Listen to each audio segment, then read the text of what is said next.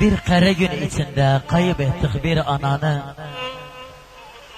Göz yaşımız kan oldu, gitti gevül cananı.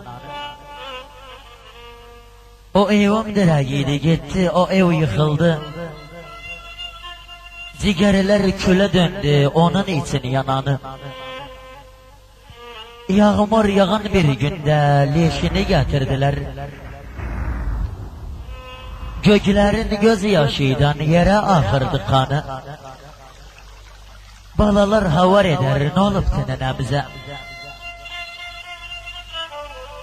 Balalar havar eder, ne olup nenemize? Aldadılar özlerin yatıp diye o yanı. Körpe beşikte yığılar, diyerler süt isteri. Bilmezler o diyeri, məni bəliyen hanı. İsyanım yok Allah'a, yetimi koydu bizleri. İsyanım yok Allah'a, yetimi koydu bizleri. Ama hayıf torpağa girdi o şirin canı.